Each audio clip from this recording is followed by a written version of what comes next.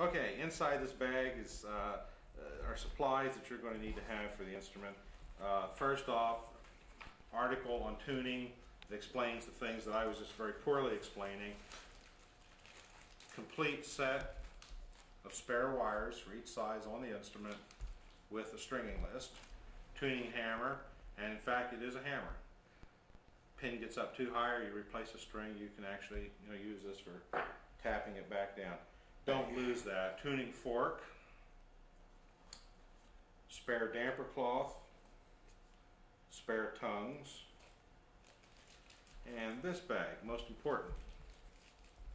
In here is the surgeon's scalpel blades, handle, wine bottle cork, a block of wood that's painted black on the ends, a single edge razor blade, and some spare plectrum.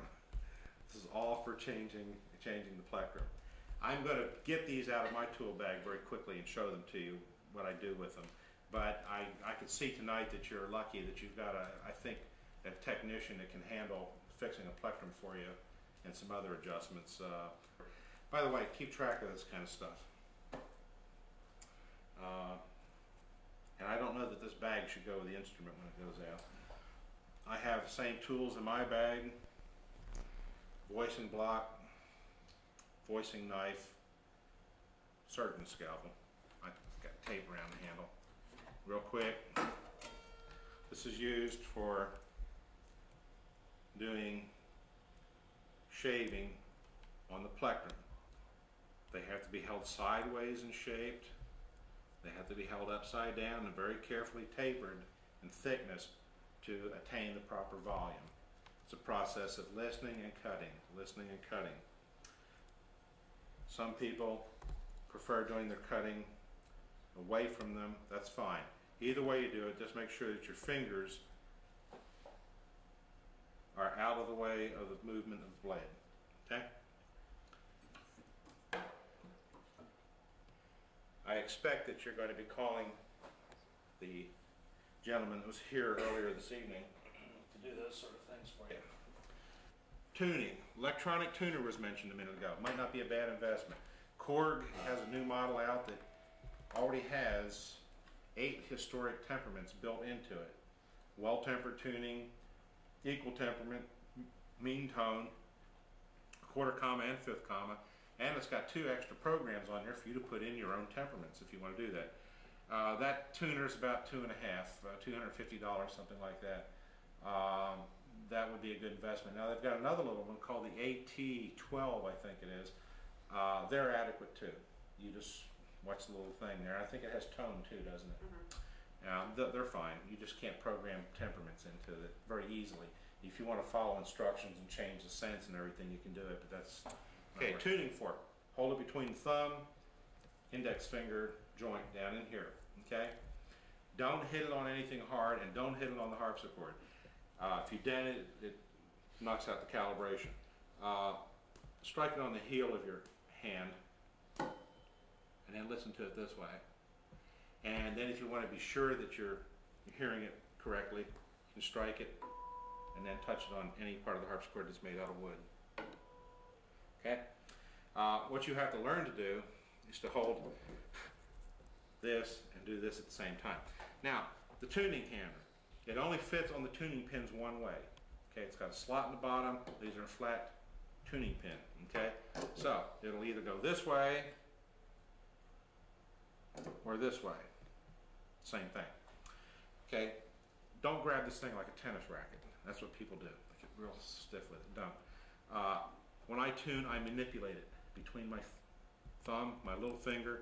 I catch it up in here on my hand like this. I manipulate it this way. I do it this way. I do it this way. Whatever way is comfortable. Okay. The important thing is that you're putting radial movement on the hammer straight down on the pin. That you're not pushing on the pin sideways, to and fro, or sideways, because you can wallow the hole out. And you also can't tune very accurately the other way. So your movement has got to be this way.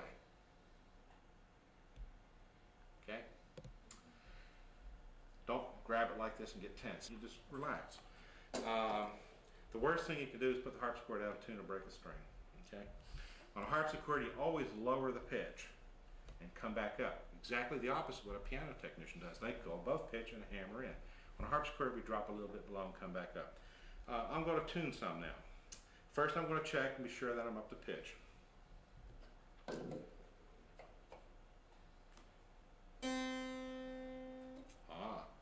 Transposed.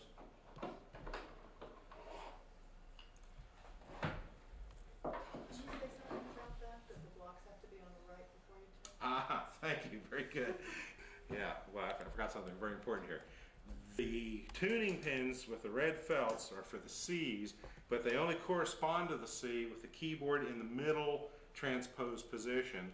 And in that position, they don't sound C modern pitch, they sound B modern pitch or a half a step flat, okay? Well, that was confusing, wasn't it? These only correspond to the C keys when the keyboard is in the middle position.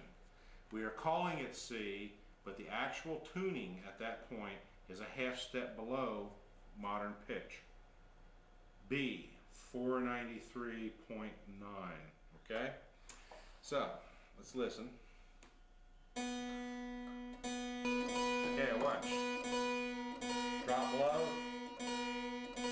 Notice I'm up. I'm just manipulating it between my thumb and my little finger. We'll check the S. Ooh, that one's out.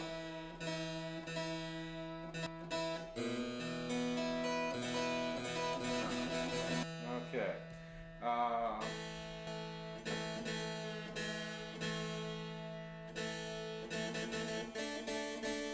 Everybody's read that Bach could tune in 20 minutes.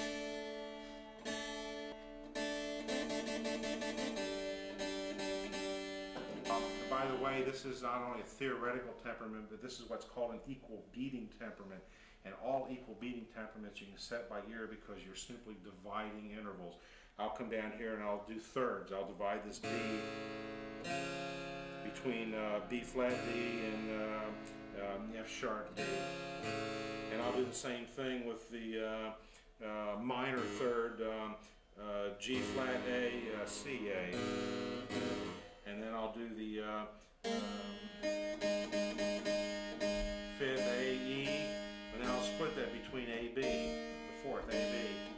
When they're both beating the same, then it's split evenly. Now you've got certain intervals. In this particular temperament you have to tune. In equal temperament you're going through a circle of fourths and fifths, up and down, all the way through the complete circle. And you're tuning them slightly flat and slightly sharp.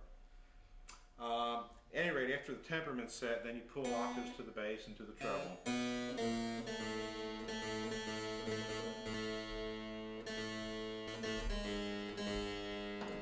I recommend that you set 20 minutes. I recommend that you set 20 minutes for your time to tune.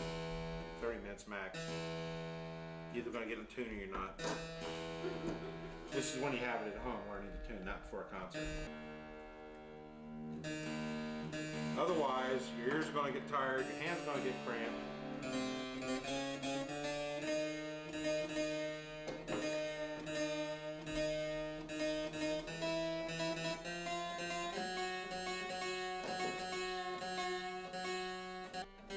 If you do it by ear like I'm doing, you have to learn to listen to beats.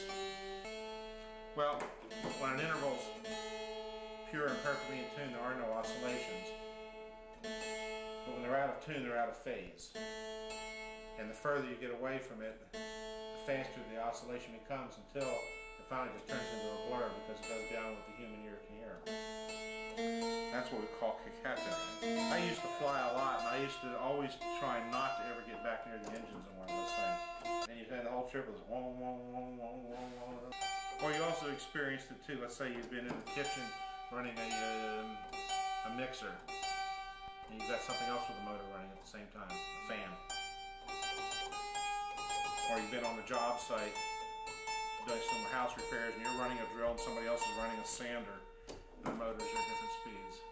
After you've tuned the octaves bass and treble, and you've got that set done. Then you get to the unisons. You put the other set of strings on. Do the same thing, except now you're tuning unisons.